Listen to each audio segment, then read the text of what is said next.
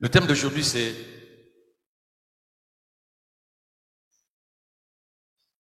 Jésus n'a pas pris la place des chrétiens à la croix. C'est sincère, mais c'est pas vrai. C'est bien précis. Jésus n'a pas pris la place des chrétiens à la croix.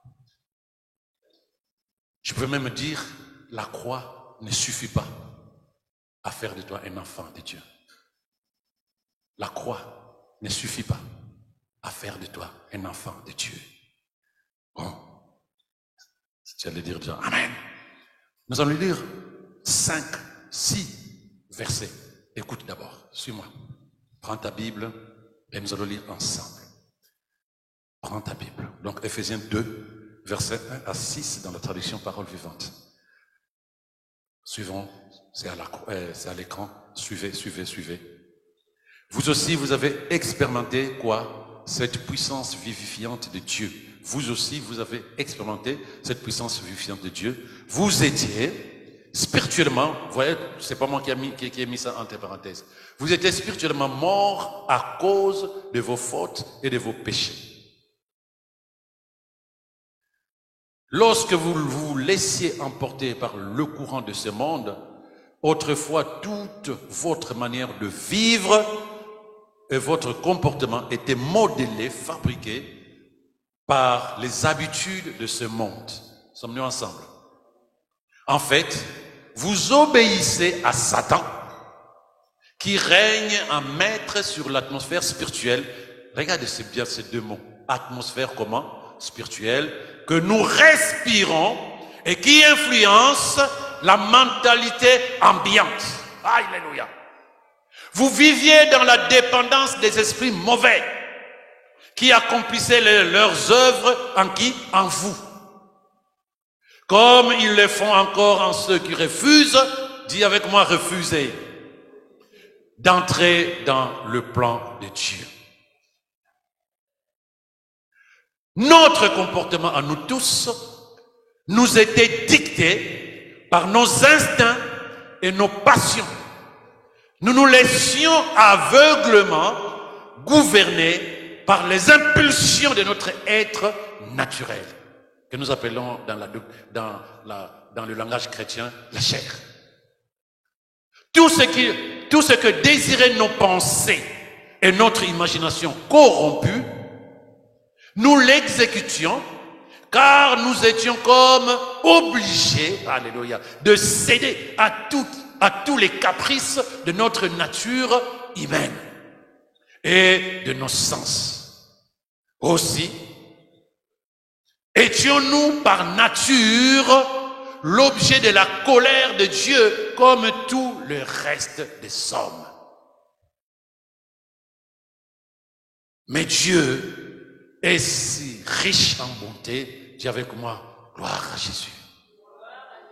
Lorsque nous étions encore plongés dans la mort à cause de nos désobéissances, il s'est chargé de nous avec amour et nous a conduits vers une vie nouvelle en nous communiquant la vie même de Christ. En nous communiquant la vie même de Christ. N'est-ce pas pure grâce que vous ayez pu être sauvés? Oui.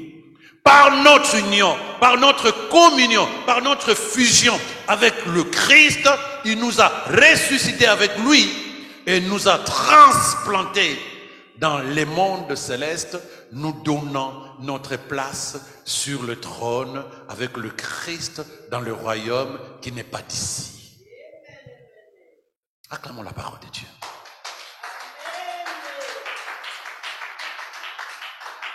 Ça, c'est des choses qu'il faut discerner.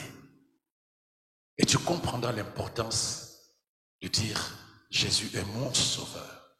Parce que les gens estiment, lorsqu'on parle de l'influence satanique, il faut que tu ailles tuer, il faut que tu te prostitues, il faut que tu mentes copieusement. Non, il dit que nous avons été sous l'influence des esprits sataniques parce que lorsque tu regardes ton comportement, lorsque tu regardes la manière avec laquelle tu réfléchissais, tu fonctionnais, en tout cas, si tout cela a changé, tu réalises effectivement qu'il y avait une influence. Tu faisais des choses que tu pensais faire, mais lui, il dit, la Bible dit que nous vivions dans la dépendance des esprits mauvais qui accomplissaient leurs œuvres en nous. Nous étions dépendants des esprits mauvais qui accomplissaient leurs œuvres en nous. Il dit, lorsque vous vous laissiez emporter par le courant de ce monde, précision encore, autrefois, toute votre manière de vivre et votre comportement étaient modélés par les habitudes de ce monde. En fait, lorsque vous pensez que vous viviez selon le monde, lorsque tu pensais que tu faisais ta vie, ta life, lorsque tu te disais c'est ma vie, je suis jeune, je suis belle, je suis beau, je suis fort, voilà. Lorsque tu estimais que tu avais des décisions à prendre dans ta manière de vivre, dis-toi que c'était pas toi. Il précise, en fait, tu obéissais à Satan qui règne en maître sur l'atmosphère spirituelle que nous respirons. Est-ce que tu savais que chaque fois que tu tires une bouffée d'oxygène, soit tu aspires l'atmosphère spirituelle de Dieu, soit tu aspires l'atmosphère spirituelle de Satan. Comment tu le sauras? Regarde ta façon de penser. Comment tu le sauras? Regarde tes décisions. Regarde ta manière de penser. Parce que l'influence spirituelle nous environne, bien-aimés. L'influence spirituelle nous environne. Nous ne sommes pas seuls. L'influence du monde spirituel est réelle et avérée dans la vie des chrétiens ou dans la vie des humains. Il dit, lorsque toute ta manière de vivre et ton comportement était modélé par les habitudes de ce monde, tu avais envie de faire des choses selon les habitudes de ce monde, ta manière de voir les choses ou la manière de voir les choses selon le monde. Tu te disais, c'est comme ça que je vois les choses. Tu te disais, c'est comme ça que je veux vivre. Oui, je vais pardonner. Il m'a trop fait de mal. Non, j'ai envie de faire ce que j'ai envie de faire. C'est ma vie. Je vois pourquoi je n'ai pas le droit de dire, de faire, de penser de cette manière-là. L'être humain, c'est un être spirituel qui est influencé par le monde spirituel. Il y a le monde de Dieu et le monde satanique. Il dit dans ce verset, notre comportement. Le comportement, c'est ce que les gens voient. Comment tu parles, comment tu penses, comment tu agis. Notre comportement, à nous tous, était dicté par nos instincts et nos passions.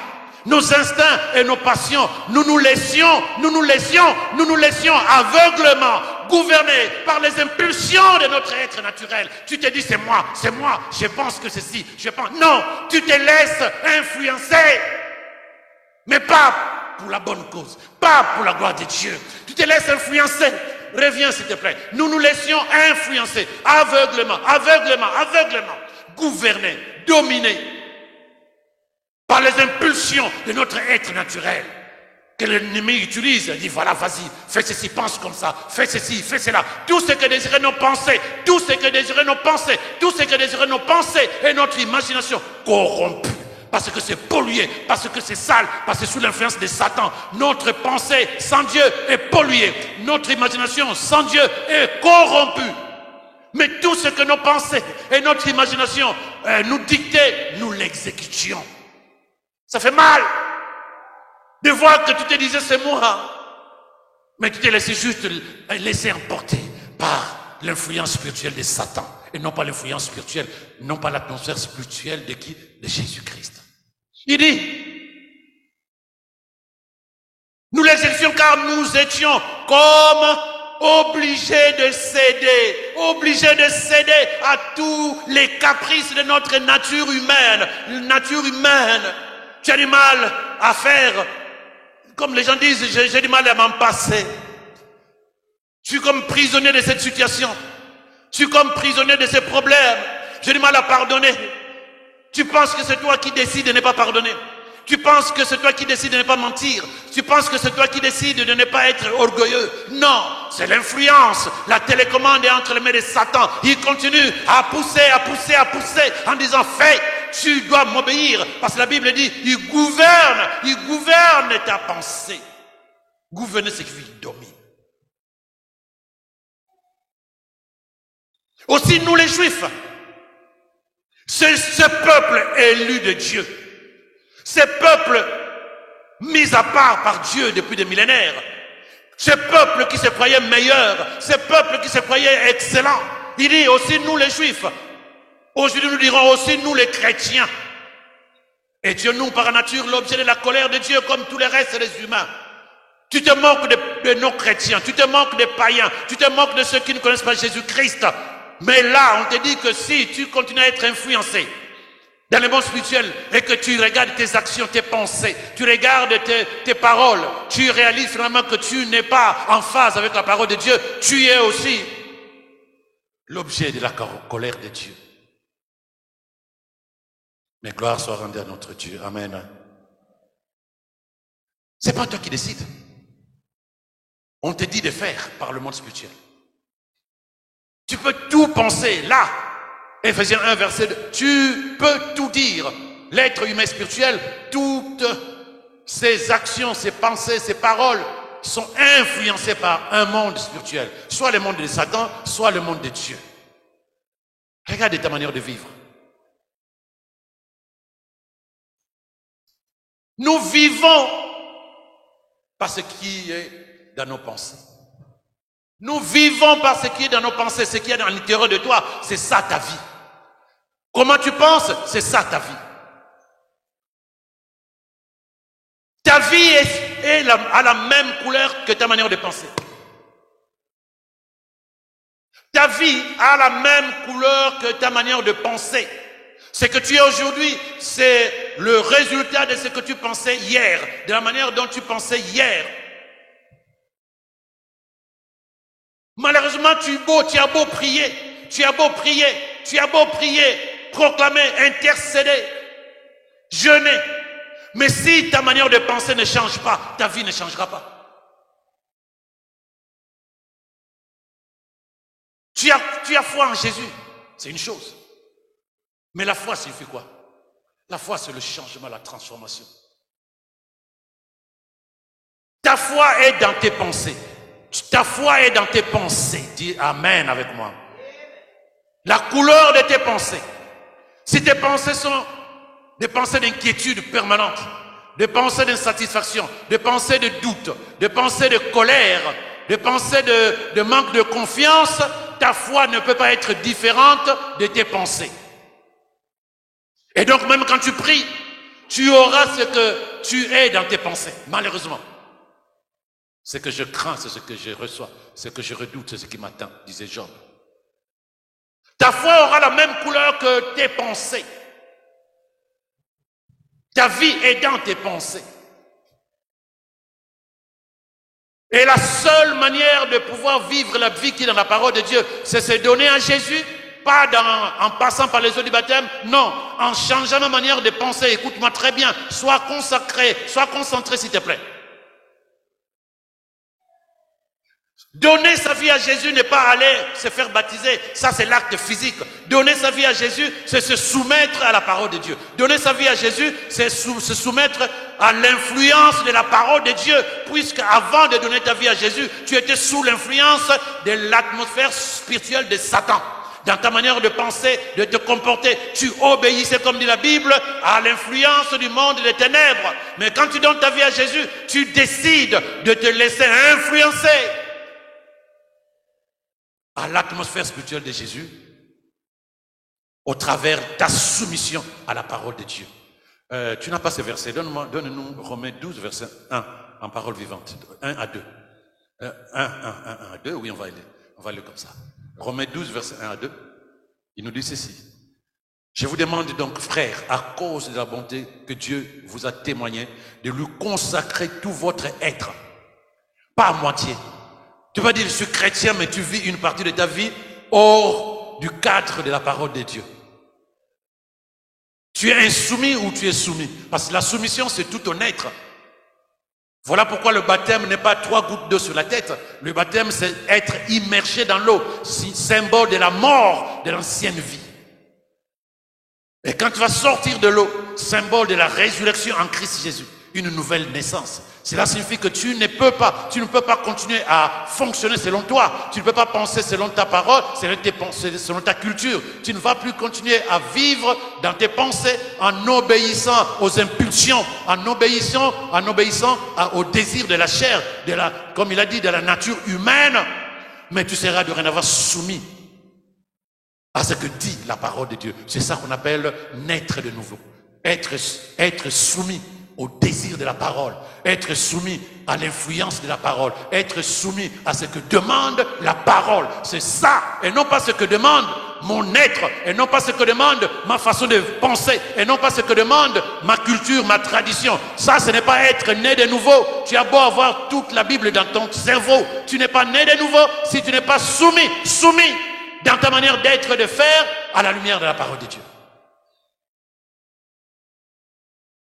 Il dit, donne-toi tout entier, donne-nous le verset s'il te plaît.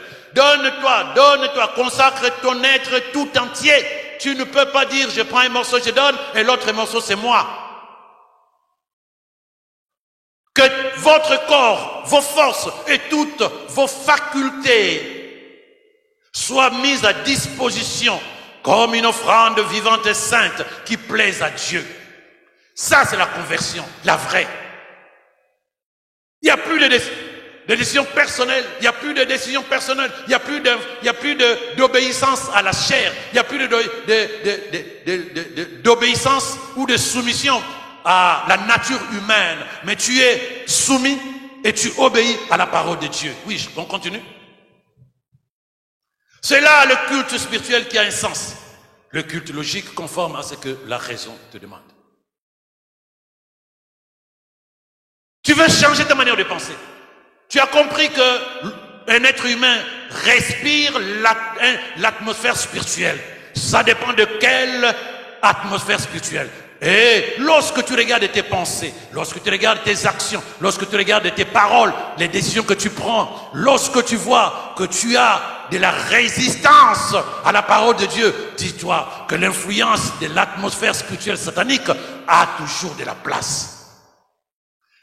Alors qu'est-ce que je dois faire? Donne-toi tout entier à Jésus. C'est-à-dire, décide de te tourner complètement dans la soumission à la parole de Dieu. Soumets-toi plus à Dieu que à ce que tu penses à l'intérieur de toi. C'est ça qui va faire la différence. Et le verset 2, il dit ceci, ne te coule pas simplement dans le moule de tout le monde. Ne fais pas comme tout le monde. Ne conforme pas ta vie aux principes qui régissent le siècle présent. Ne copie pas les modes et les habitudes du jour. Tu sais pourquoi? Parce que les modes et les habitudes du jour sont sous l'influence de l'atmosphère spirituelle de Satan. Si tu copies toi en tant qu'enfant de Dieu, mais tu vas manifester quoi? La vie de Dieu? Non. Laisse-toi plutôt entièrement transformer, entièrement pas à moitié. Laisse-toi plutôt entièrement transformer par le renouvellement de ta manière de penser, renouvellement de ta mentalité. Change. Mais comment tu peux changer ta manière de penser? À la lumière de la parole de Dieu. Quand je me suis converti, Sylvie, quand j'ai détourné mon regard de la manière de fonctionner du monde, quand je décidais de me soumettre à la parole de Dieu, quand je changeais l'influence de mes pensées, en me déconnectant de l'influence spirituelle satanique vers l'influence spirituelle de Dieu. Adopte une attitude intérieure différente. Tout se passe à l'intérieur de toi. Comment tu penses? Adopte une attitude intérieure différente. Ta conversion ne vient pas parce que tu passes aux eaux du baptême. Ta conversion ne vient pas parce que tu dis Jésus, je déclare et je proclame que Jésus est Seigneur de ma vie. Et les gens applaudissent en disant maintenant tu es enfant de Dieu. Non! Ta conversion, lorsque tu vas dorénavant vivre sous l'influence de la parole de Dieu, puisque Jésus, à qui tu as donné ta vie, est la parole de Dieu. Cela signifie que Jésus, parole de Dieu, tu te soumets à Jésus en te soumettant à la parole de Dieu, en te soumettant à obéir à la parole de Dieu. Parce que hier, tu obéissais aux impulsions de ta nature humaine, qui était, elle, sous influence de Satan. La vraie conversion viendra lorsque tu commences à marcher sous l'impulsion de la parole de Dieu. Lorsque tu commences à marcher soumis à la parole de Dieu. Et c'est là où tu comprends, quand je suis né de nouveau. Oui, tu es né de nouveau quand? Parce que la vraie naissance, Romains 12, verset 2. Laisse-toi entièrement transformer par le renouvellement. Lorsque tu commences à transformer, lorsque tu vis dans le renouvellement de ta manière de penser, là tu deviens une nouvelle personne. Puisque tu ne feras plus les mêmes choses. Puisque tu ne penseras plus de la même manière. Puisque tu n'agiras plus de la même manière. Quelqu'un me suit? Est-ce que quelqu'un me suit? C'est ça la vraie conversion. C'est-à-dire que tu n'es plus la même personne. Mais tu ne deviendras pas une nouvelle personne juste parce que tu commences à fréquenter une église. Tu deviendras une nouvelle personne parce que tu commences à penser différemment.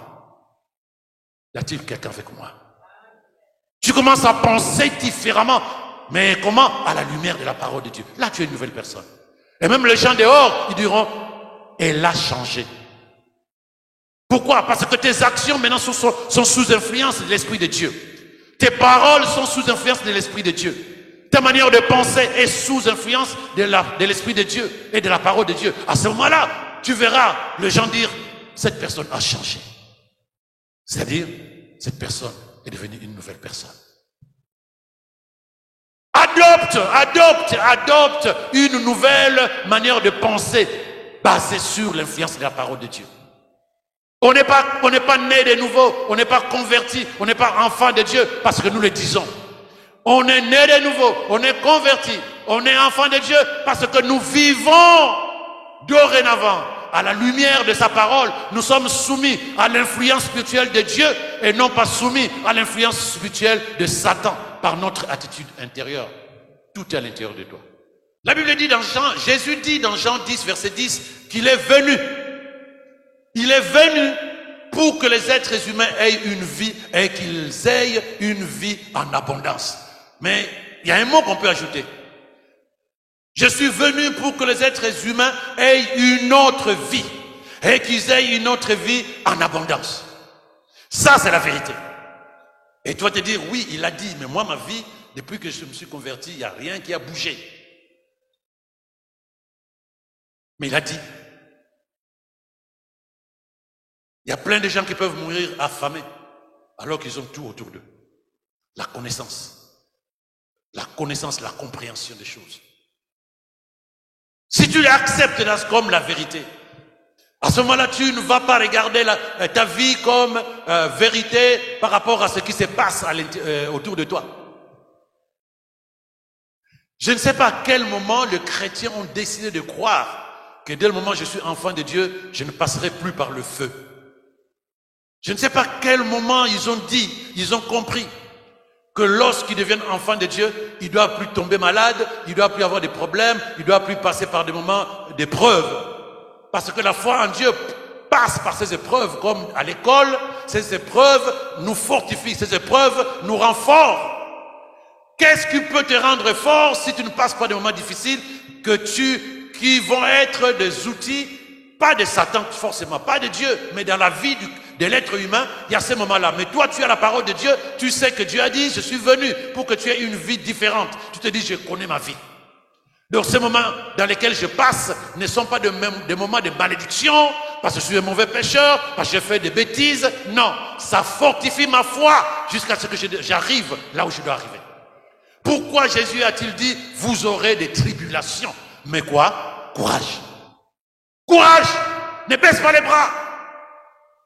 J'ai vaincu. C'est-à-dire, j'ai tout accompli pour vous. Vous n'avez besoin que de croire et de vous attacher à la vérité de ma parole, à l'intérieur de vous. Tout est dans la pensée. J'ai vaincu le monde pour vous. J'ai tout fait pour vous. N'ayez pas peur même quand vous passez ce moment-là. Je suis avec vous jusqu'à la fin des temps. Ne vous posez pas des questions qui risqueraient de branler votre foi en disant qu'est-ce qui se passe dans ma vie? Pourquoi les choses n'avancent pas? Non, dans le monde spirituel, tout a déjà été validé. Dis amen avec moi. C'est ta foi. C'est ta foi qui va chercher qui amène. Mais si ta foi a été branlée à cause de ce que tu penses qui ne fonctionne pas, tu ne peux pas posséder. Tout est disponible. Mais si tu es ébranlé par la petite tempête, Tu es branlé parce que le monde se moque de toi en disant, où est ton Dieu, où est ton Dieu? Si tu es branlé par la parole des hommes en te disant, madame, on ne sait pas comment te soigner encore, on a tout fait. Toi tu dis, gloire à Dieu, c'est le temps où mon Dieu va se glorifier. En attendant, je fortifie ma foi. Je ne me pose pas la question, Dieu Seigneur, tu es où? Non, il est toujours là, il a dit. Bien-aimé, dis-moi à quel moment Jésus te ment et Jésus te dit la vérité. Dis-moi à quel moment tu doutes de la parole. Quand il te dit, je suis avec toi jusqu'à la fin du temps, est-ce que tu crois? Quand tu as des problèmes, est-ce que tu crois? Quand tu es dans des situations compliquées, est-ce que tu crois? Quelle est l'attitude que tu as après? Parce que c'est facile de croire, tu es enfant de Dieu. Oui, je suis enfant de Dieu. Mais il dit, je serai avec toi. Même dans la barque, quand l'eau se remplira dans ta barque, quand ta vie semblerait chavirer, quand les choses ne marcheront pas comme tu le souhaites, je serai là. Dans la fosse au lion, je suis avec toi. Dans la fournaise, je suis avec toi. Dans la maladie que les hommes pensent incurable, je suis avec toi. Mais Seigneur, mais pourquoi tu ne fais pas? Mais calme-toi, je suis avec toi. Et il te posera la même question. Oh, où est ta foi? Comme il a posé la question aux disciples, alors qu'ils étaient terrorisés par la tempête, alors que tu es inquiet par rapport à ce qui se passe dans ta vie aujourd'hui, alors que tu commences à douter même d'être pourquoi tu es chrétien, alors que tu commences à te poser la question, quelle solution ai-je pour demain? Dieu te demande, où est ta foi? Où est ta foi dans la tempête? Où est ta foi dans la fournaise? Où est ta foi devant la maladie? Où est ta foi? Où est ta foi? Mais pour que ta foi te permette non seulement d'avancer et par la suite de posséder, il faut que tu acceptes que ce qui t'arrive, ce qui se passe, n'est pas pour la mort, n'est pas pour ta déchéance, c'est pour la gloire de Dieu. Dis avec moi, Amen. Qu'est-ce que tu appelles enfant de Dieu? Ça signifie que tu as la même nature que le créateur de l'univers.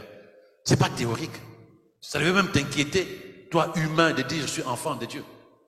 Si tu n'acceptes pas ce que cela signifie dans le monde spirituel, tout est spirituel d'abord. Un enfant d'un roi sait qu'il est enfant du roi et il se comporte par rapport à ça.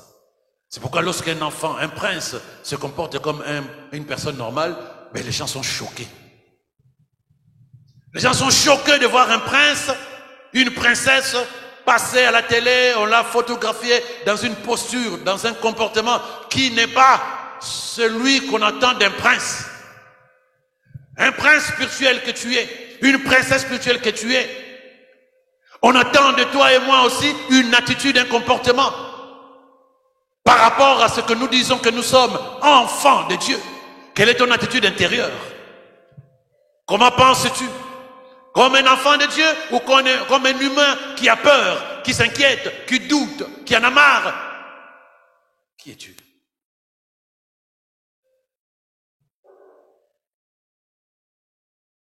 Si ce sont les réalités de la vie qui impactent ta foi est déjà dégradée. Si ce sont les réalités de la vie, la maladie, les problèmes, le manque de mariage, le manque d'enfants, les situations compliquées, le problème d'argent, si c'est ça qui nourrit tes prières, si c'est ça qui nourrit ta vie chrétienne, dis-toi que c'est difficile pour toi de vivre la vie de Dieu. Tu prends ton enfant, tu l'amènes à l'école, maternelle, grande, petite, moyenne et grande section primaire, jusqu'au collège et université. Chaque fois qu'il doit passer dans la classe supérieure, cet enfant, on lui fait faire quoi? Des épreuves. Ça n'a jamais été une malédiction.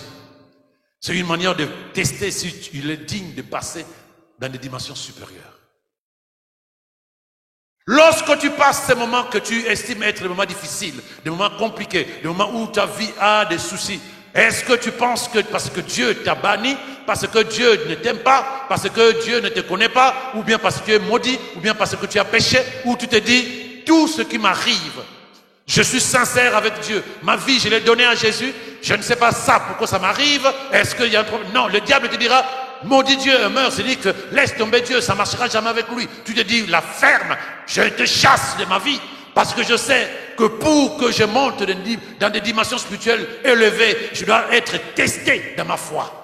Et plus je monte, plus Dieu se glorifie dans ma vie. Plus je monte, plus Dieu est glorifié dans ma vie. Voilà pourquoi j'accepte ce temps que je passe, parce que je sais que ce n'est qu'un temps qui passe. Pourquoi gémis-tu au-dedans de mon âme? Pourquoi pleures-tu la nuit? Pourquoi t'inquiètes-tu, enfant de Dieu? C'est comme si Dieu t'a menti. Il y a des gens qui lui ont fait confiance dans la Bible, qui sont des témoignages pour nous. Depuis un moment, je vous parlais de ces gens-là. Es-tu capable de construire une arche alors qu'il ne pleut pas? À ta parole, je vais le faire. Mais Dieu a toujours le dernier mot. La pluie est venue. Le déluge est passé par là. Les gens sont morts. Mais l'obéissance et la soumission de Noé a pu sauver Noé et sa famille. Je ne regarde pas ma vie avec les yeux physiques. Je regarde ma vie à la lumière de ta parole. Ce que tu dis, c'est ce que je crois. Abraham, 40 ans, il n'a pas d'enfant. Sarah, 40 ans, elle n'a pas d'enfant. 80 ans, 70 ans, ils n'ont toujours pas d'enfant. Mais Dieu a tenu sa parole. Quand la foi est testée par le temps qui passe, est-ce que tu es convaincu que le dernier mot appartient à Dieu? Alors que Seigneur fasse pour toi selon ta foi au nom de Jésus. Ne regarde pas ta vie avec les réalités humaines. Regarde ta vie avec la vérité de la parole de Dieu. Quand tu obéis à Satan, gloire à Dieu, quand tu obéis à Satan, quand tu marches sous l'influence du monde de Satan, lorsque tu te laisses influencer par l'atmosphère spirituelle satanique, tu laisses Satan dominer sur ta vie. Et tout ce que Dieu t'a donné, tu le lui donnes. Lui te donne ce qui est sale, il te donne ce qui est mauvais, il te donne ce qui est vilain. Lorsque tu te laisses dominer, lorsque tu marches sous l'influence de la nature humaine, ne dis pas que c'est toi, tu es sous influence de Satan. Mais si tu es sous influence de Satan, qu'est-ce que tu attends de Dieu? Puisque ton maître, c'est Satan. Celui qui domine sur ta vie, c'est Satan. Les chrétiens sont, j'allais dire, il y a de l'hypocrisie dans la foi de beaucoup de personnes. Parce que quand je dis ton maître, c'est Satan, tu auras du mal à dire tu as raison. Parce qu'on explique que ton maître c'est Satan, c'est que tu es satanique, tu es mauvais, tu es tout. Non. Ton maître c'est Satan parce que tu le laisses dominer sur tes décisions. Tu le laisses dominer sur ta manière de vivre. Tu le laisses dominer sur ta manière d'agir et de parler. Et tu le laisses dominer dans ta manière de penser. C'est ça qu'on appelle maître. Seigneur. C'est lui qui domine sur tout ce que tu fais. Et pourtant tu vas à l'église. Mais regarde tes actions, regarde tes paroles, regarde tes manières de penser, regarde comment tu vois ta vie. Il n'y a pas 3 influences dans le monde, il y a 2. Atmosphère spirituelle satanique, atmosphère spirituelle divine. Et comment tu sauras que tu es sous influence de l'un ou de l'autre? Ta manière de penser, ta manière de parler, ta manière d'agir. Qu'est-ce que tu exprimes à l'extérieur? Ou qu'est-ce que tu exprimes dans ta manière de penser? Voilà pourquoi ce verset, nous a dit, donne-toi tout entier. C'est-à-dire que engage-toi totalement à être soumis à la vérité de la parole. Ne réfléchis pas. N'amène pas ta vie avec la vision des choses de ce monde. Parce que ce monde est encore sous la domination de Satan. Si tu vois ta vie avec les yeux de la chair, ben, tu verras ta vie par rapport à la couleur que Satan donne. Et tu vas te dire, ça ne marche pas. Oui, parce que ton regard, les lunettes que tu utilises pour voir ta vie, ce sont les lunettes de ce monde. Mais si tu regardes avec la parole de Dieu, miroir merveilleux que Dieu te donne, tu verras que ta vie est glorieuse, excellente et merveilleuse. Dis amen avec moi. Il dit, par un homme, la mort est venue, et par un homme, la résurrection. Vous savez quoi? Lorsque Jésus est mort sur la croix, il n'a pas pris la place des chrétiens. Il a pris la place des pécheurs. Je dis que Jésus n'est pas mort pour le chrétien. Il n'a pas pris la place des chrétiens. Il a pris la place des pécheurs. Ceux et celles qui étaient sous influence de l'atmosphère spirituelle de Satan. Ceux et celles qui étaient dominés par une manière de fonctionner qui ne glorifiait pas le Seigneur. Ceux qui étaient prisonniers de la domination satanique dans leur manière de vivre, de penser et de faire. Parce que tu n'étais pas capable, bien aimé, nous n'étions pas capables, lorsque nous étions pécheurs, nous n'étions pas capables de nous libérer de nous-mêmes. Il a fallu que quelqu'un meure à notre place. Parce que le diable, quand il vient dans la vie de quelqu'un, c'est pour tout détruire, pour tout détruire. Nous sommes dans le monde spirituel. Mais il a fallu que quelqu'un meure à notre place pour que nous qui étions morts, nous vivions. Il a fallu que quelqu'un paye. Il a fallu que quelqu'un paye. Je prends ce verset de Éphésiens. Nous étions spirituellement morts à cause de nos fautes et de nos péchés lorsque nous nous laissions emporter par le courant de ce monde. Autrefois, toute notre manière de vivre et notre comportement étaient modélés par les habitudes de ce monde. Les habitudes de ce monde représentées par ces fardeaux. C'est ça. Ça te fait mal parce que tu ne sais pas comment t'en débarrasser. Voilà le chrétien qui n'a pas totalement donné sa vie à Jésus, pas parce qu'elle ne veut pas, mais parce que l'influence de ses actions, de sa manière de penser, n'a pas été taillée par la parole de Dieu. Donc ses mains sont chargées. Lorsque Dieu veut bénir, elle n'est pas capable de recevoir la bénédiction de Dieu. Et pourtant, elle est dans l'église. Et pourtant, elle vit dans l'église. Elle prêche, elle prie, elle intercède, elle peut parler en langue, elle peut prophétiser. Mais il y a quelque chose qui coince. Elle est encore sous influence de l'autre personne, de l'autre être spirituel, de l'autre atmosphère, l'influence. La Bible dit, c'est violent quand moi j'ai lu ça, quand j'ai préparé ces enseignements, il dit ceci, nous respirions. Satan qui règne en maître, nous obéissons à Satan qui règne en maître sur l'atmosphère spirituelle que nous respirons. Donc lorsque tu marches, tu as déjà respiré l'atmosphère spirituelle négative de Satan. Comment tu le sauras? Mais qu'est-ce que tu vas sortir? Tes pensées sont en quelle couleur? Le monde spirituel, c'est ça. Il dit, nous obéissions à Satan qui règne en maître sur l'atmosphère spirituelle que nous respirons et qui influence les mentalités ambiantes. Elle peut se dire, mais ça ne va pas ma vie. Mais j'ai pris, les choses n'avancent pas.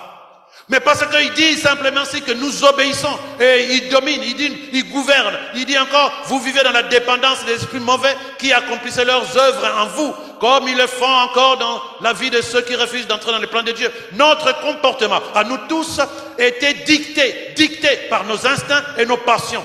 Nous nous laissions aveuglement gouverner. Par qui? Par les impulsions de notre être naturel. Parce que notre être naturel est sous influence de l'autre atmosphère. Voilà. Il faut que quelqu'un vienne la délivrer. Elle-même, elle ne peut pas. Puisqu'elle est dominée. Quand tu comprends ce qu'on appelle Jésus sauve, c'est Jésus qui te libère de ça. Quand tu veux comprendre, Jésus te libère. Jésus est mon libérateur parce que tu ne pouvais pas te libérer toi-même. Tu étais sous domination. Lorsque quelqu'un est sous domination, cette personne ne peut pas aller se rebeller vis-à-vis de son chef, de celui qui domine sur lui.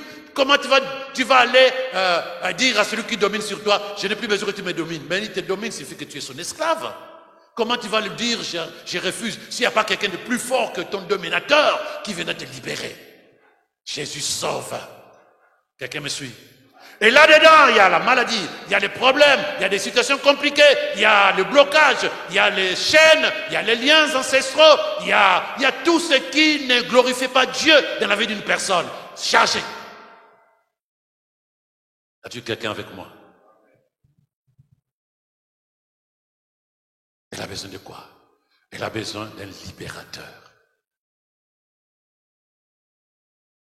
Jésus arrive. Parce que il se met ici.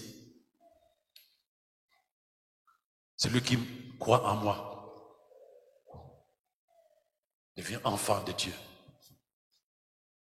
Jésus arrive. Il a bougé.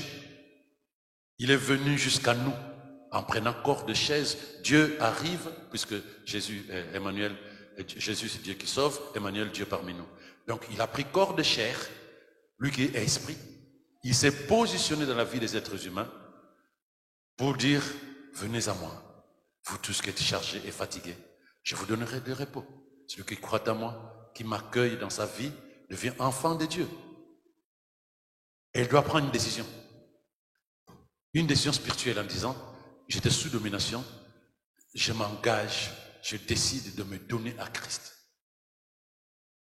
Tu t'approches, ça c'est dans le spirituel.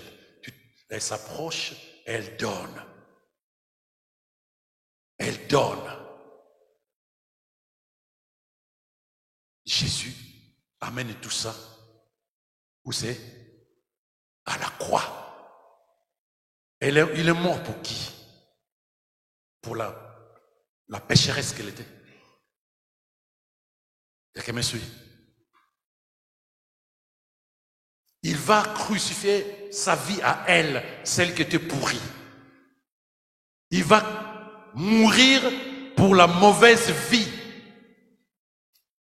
dans laquelle elle vivait. Quand Jésus va mourir pour l'ancienne vie, elle ne peut pas continuer à penser que cette vie-là existe encore. Est-ce que quelqu'un avec moi?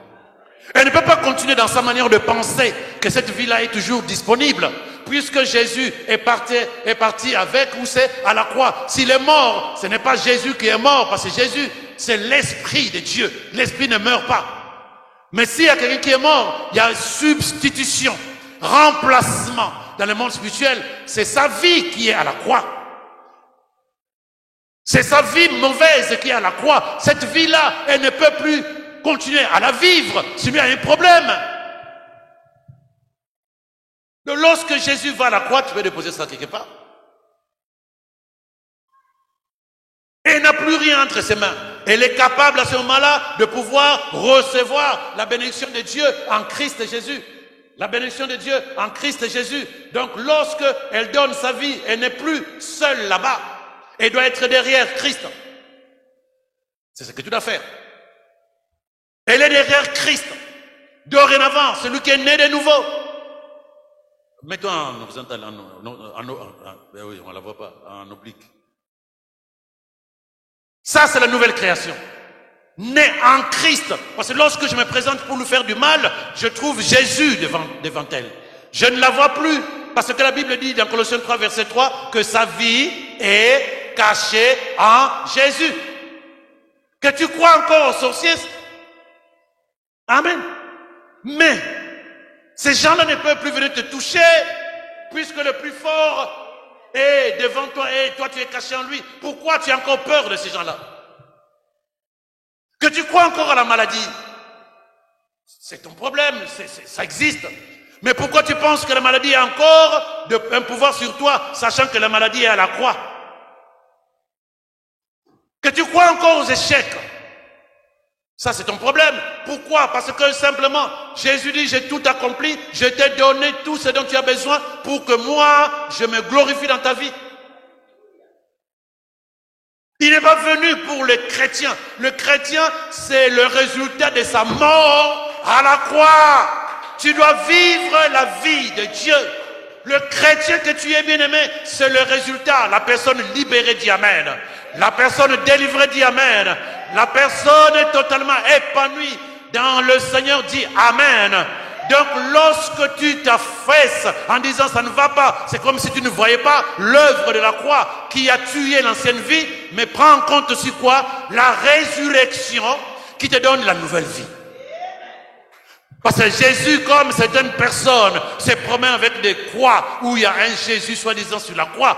Mon Jésus, ton Jésus n'est pas sur la croix. Ton Jésus, on l'a enterré. Mais quand il est ressuscité, il a ressuscité ta vie. Il a ressuscité tes projets. Il a ressuscité tout ce qui était détruit par la présence de Satan dans ta vie. Et aujourd'hui, il est dans la gloire de Dieu. Et toi, tu es aussi dans la gloire de Dieu parce que ta vie est cachée en Jésus. Si tu crois que tu es en Christ, si tu crois que Jésus et ton refuge, tu es caché en Jésus. Si tu crois que Jésus t'a libéré, pourquoi tu veux rester ici? Pourquoi tu continues à penser comme ça? Parce que tout est dans la pensée. Pourquoi tu continues à penser que tu es là, que tu as des problèmes, que ta vie ne marchera pas, que les situations sont difficiles, que les choses sont compliquées, que c'est compliqué, c'est compliqué? Non! Gloire à Jésus.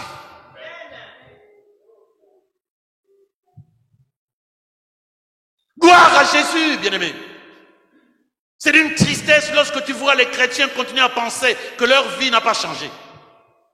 Mais oui, tu as raison, ça n'a pas changé parce que tu n'as pas fait un changement.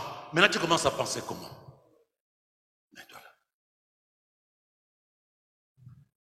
Supposons que... Non, mets-toi d'abord derrière. Donc, elles sont nées de nouveau en Jésus. Elles marchent à la lumière de quoi?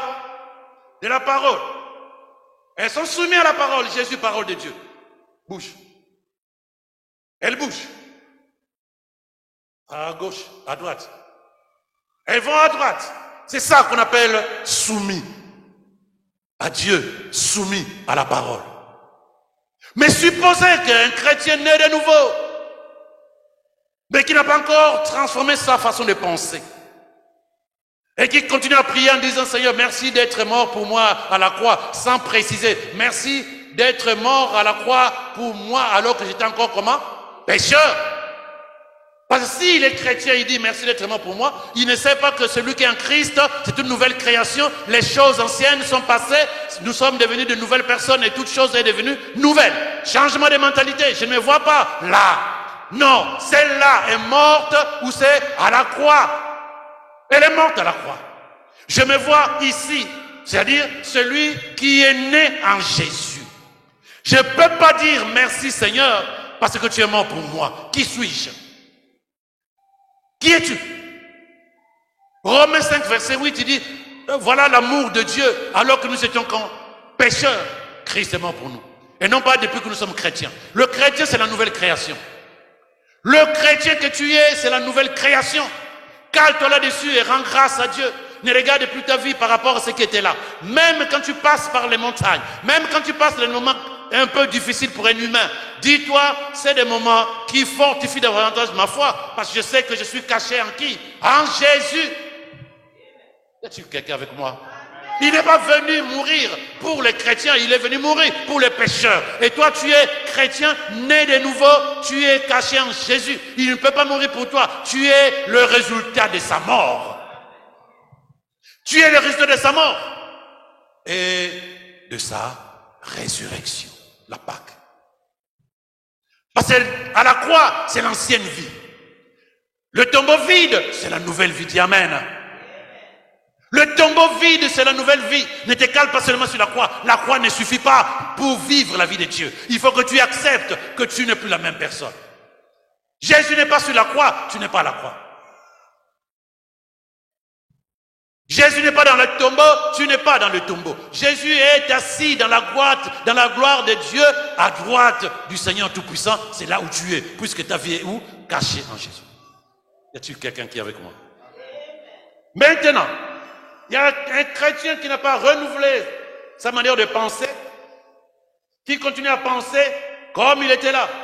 La maladie que j'ai, la situation que j'ai, elle se rappelle par dans le monde spirituel, elle a tout donné à Jésus. Elle est en Christ, mais elle ne s'est pas libérée de la manière de penser. Donc, lorsque Jésus doit bénir tous ceux qui sont en lui, donne derrière.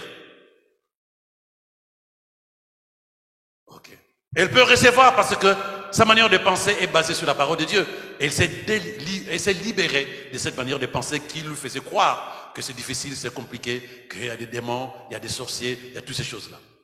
Sommes-nous ensemble? Donne. Remets. Donne à Gaël. Elle ne peut pas. Ses mains sont comment? Chargées. Chargées de quoi? D'une manière de penser qui n'est pas à la lumière de la parole de Dieu. Et puisque c'est un piège de l'ennemi continuerait à dominer sur elle, parce qu'elle a un objet qui n'appartient pas à Dieu, qui appartient à l'ennemi. C'est quoi? Le doute, le manque de confiance, l'incrédulité. Et donc la vie de l'ennemi va continuer à se manifester puisque la puce est là. Mais quand tu dis advienne que pourra, je crois que ma vie c'est Christ à la lumière de sa parole, tu peux recevoir de la parole de Dieu. Mais quand tu es chargé encore d'une manière de penser qui ne glorifie pas le Seigneur, l'ancienne manière de penser, de voir les choses, ou l'ancienne, la manière de penser du monde, elle ne peut pas posséder les bénédictions de Dieu. Impossible. Il faut commencer par faire quoi? Restaurer la manière de penser basée sur la parole de Dieu. À ce moment-là, elle va se libérer de ça. Dépose là-bas. Elle renouvelle son intelligence. C'est ça le revêtement de l'intelligence. Elle sait que sa vie est cachée en Christ, qu'elle possède ou pas. Elle sait qu'elle possède spirituellement. Au bon moment, elle est capable de faire quoi? De posséder. Mais tout commence par ici. Christ est libérateur. Tu n'es pas capable de vivre la vie de Dieu si tu continues à penser comme tu pensais avant. Tu n'es pas capable de vivre la vie de Dieu si tu continues à fonctionner à la lumière de ce que le monde pense être la vie. Mais dans l'église, il y a tellement de personnes qui estiment que les choses ne fonctionnent pas. Ils doivent encore, Seigneur, dis-moi, Seigneur, fais-moi, Seigneur, donne-moi. Tu possèdes tout en Jésus. Parole qui crée toutes choses. As-tu quelqu'un avec moi? Comment vois-tu ta vie? Quelles sont les lunettes que tu utilises? Es-tu chrétien, né de nouveau? Ou tu es chrétien des mots? Ou juste parce que les gens pensent qu'on devient chrétien lorsque tu passes par les eaux du baptême et tu te vas dans une église. Le chrétien, c'est celui qui a renouvelé sa manière de penser. Tu es en Christ Jésus. Si, donne-le. Si elles ont prié ensemble, elles ont prié ensemble pour avoir de l'eau. Et à la fin de la prière, il y a une seule qui a une bouteille d'eau. Va-t-elle croire, Gaëlle, va-t-elle croire qu'elle n'est pas bénie? Va-t-elle croire qu'elle est maudite? Va-t-elle croire qu'il y a un problème dans sa vie spirituelle? Non.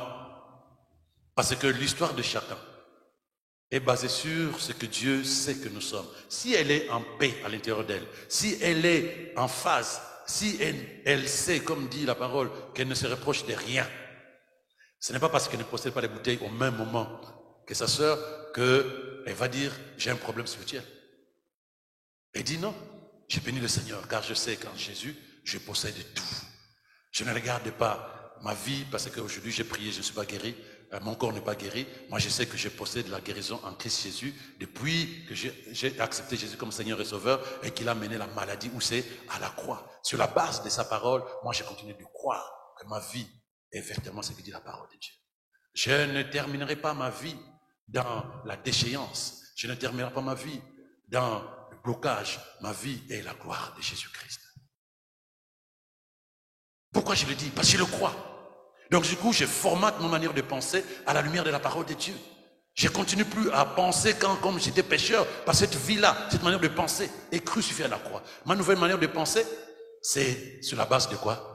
De la parole de Dieu. Qu'est-ce que dit la parole de Dieu? Quelle est la vérité de ta vie pour toi?